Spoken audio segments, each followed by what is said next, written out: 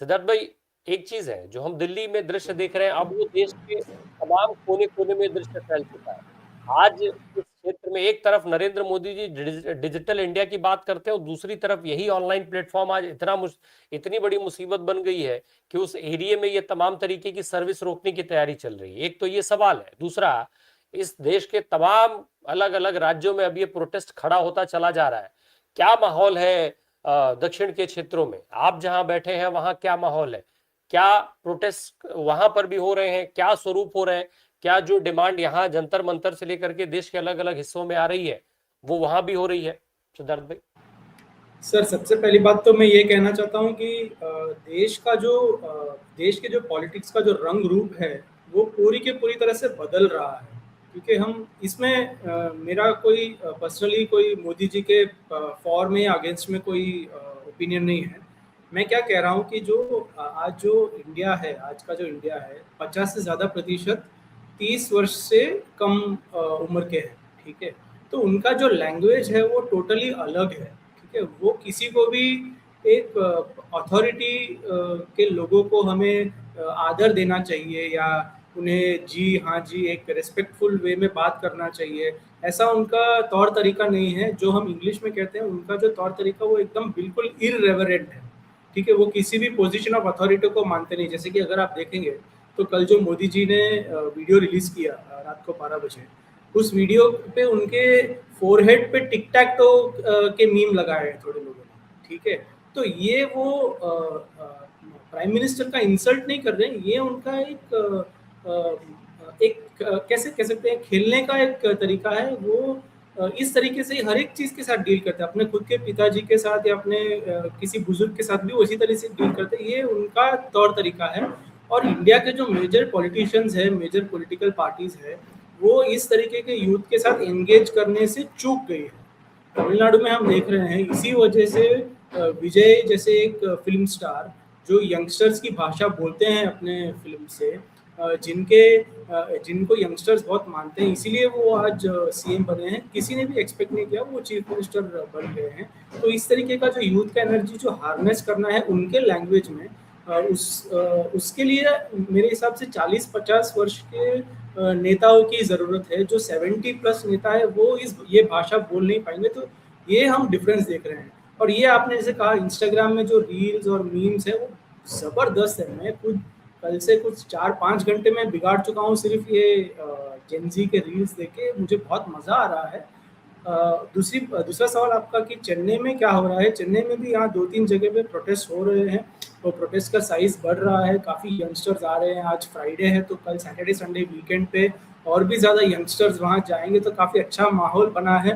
Police protection है, police अभी देख रही है सब कुछ। लेकिन मेरे हिसाब से जो थोड़े जगहों पे प्रोटेस्ट हो रहे हैं वहाँ पे होते रहेंगे। मेरे हिसाब से बेंगलुरु में और केरला में भी हर जगह में छोटे छोटे पैमानों पे प्रोटेस्ट हो रहे हैं। तो ऐसा नहीं है कि सिर्फ दिल्ली में ही एक लोग आ रहे हैं या बच्चे आ रहे हैं। ये इंडिया के हर एक शहर में ये हो रहा है। किसी पुलिस वाले का अगर कहीं चोट लग गई, वो वीडियो आपको टीवी मीडिया में मिल जाएगा, सोशल मीडिया पर भी है, हम लोग भी लगातार दिखा रहे हैं, लेकिन टीवी मीडिया केवल वही वीडियो चला रहा है। उनको अस्पताल में भर्ती करा दिया गया, वहां से उनसे बाइट ली जा रही है, लाइव प्रोग्राम्स में जोड़ा जा रहा है, ये सारी चीजें चल रही है।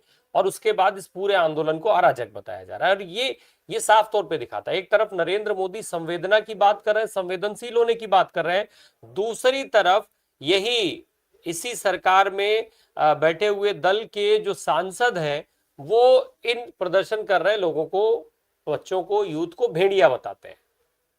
ये परिस्थिति है। तो ये वीडियोस का खेल, भाई जो लोग वहां बैठे हैं वो क्या करेंगे? वो यही करेंगे, उनके पास यही एक हथियार ही बचा है इस समय, किसी तरीके से अपने भक्तों को जो है वो डोज देने के लिए यही बचा हुआ है कि हाँ भाई तुम लोग ये देखते रहो, देखो क्या गजब चल रहा है, कैसे ये पूरा आंदोलन जो है वाहियात है।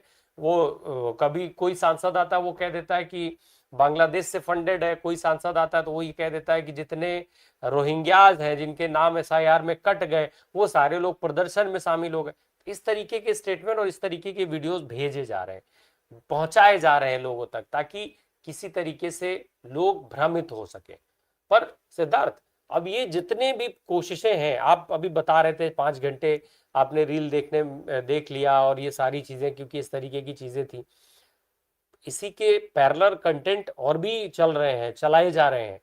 लेकिन एक सवाल मेरा ये कि क्या यूथ आज जो कर रहा है वो इस कंडीशन में है कि इन सब चीजों से भ्रमित हो जाए, ये सारे जो प्रोपेगेंडाज हैं उनको ना समझ पाए?